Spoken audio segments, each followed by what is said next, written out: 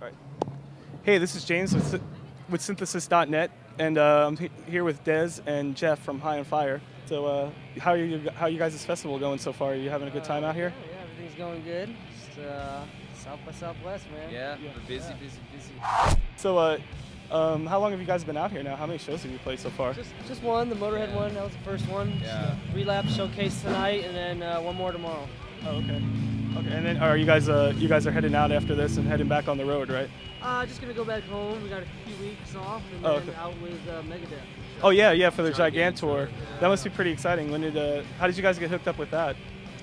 I don't know. They approached us. You know, they wanted us to finish up like the opening bands and stuff, and figured fuck.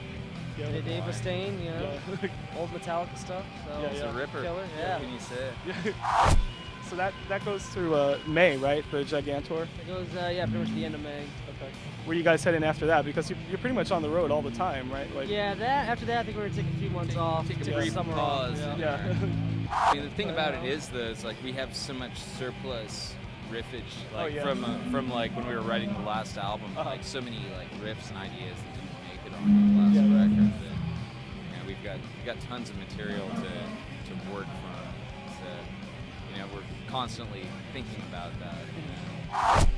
So before we were talking about the writing of before it got pretty metal over there, we were talking about the writing of the last album. I was wondering if you guys had usually gone into the studio with excess risk because Jeff was saying. Well, yeah, usually before like our first few recordings, we actually had to finish writing the songs in the studio while we're recording. We were just totally like way behind and unprepared almost always.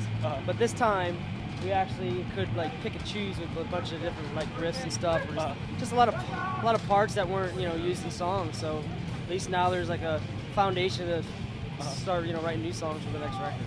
So Yeah. cool. So you're going to be using some of those riffs on you're already looking to expand on. Inevitably. I mean, the use riffs always get like regurgitated. They come back up in the weirdest spots. Like you'll be playing on a new thing and like digging on it. Like, oh, you know what? We'll go with that. Remember this thing? From way back when.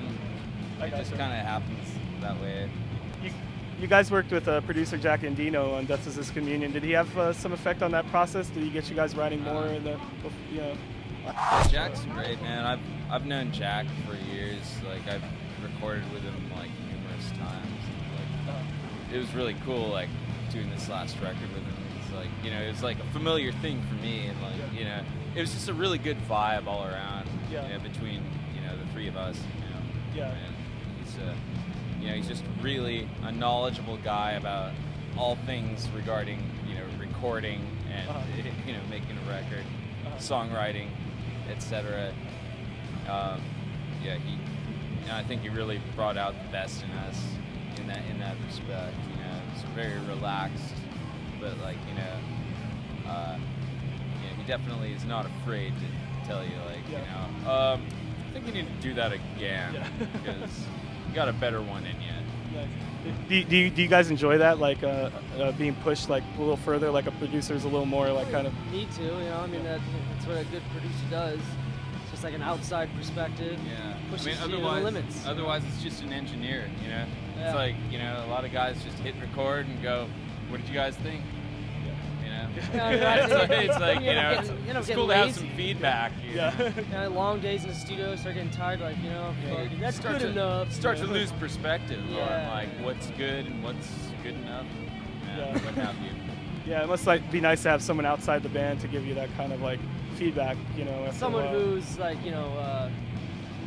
someone who's Been making records since the early '80s.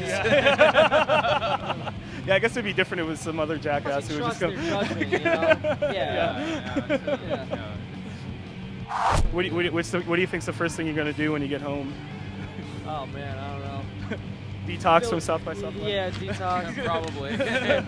Fill up my queue full In of all movies candor, on Netflix. Yeah. Go buy enough food to last me for a whole week's worth of movies or something. Sweet. Just chill out. What do you got at the top of your queue right now? I got that the Planet Earth Oh yeah, that's Yeah. Oh, that's vicious. Yeah, that's Yeah. actually the I next could watch one. that for Yeah. hours. That's why they I made. actually got, that's funny, I got that one and Rockstar, because I've Oh, never seen that. Oh, nice. Oh, it's pretty funny. Yeah, that's You'll what I heard. enjoy it. Yeah.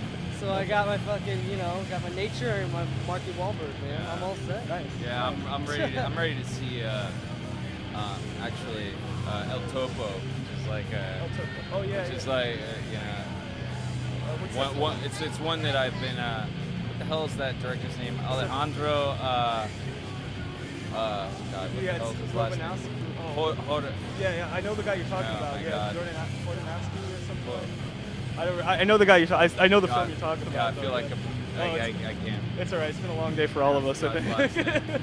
Yeah, but anyhow, that's what I'm gonna see. Nice.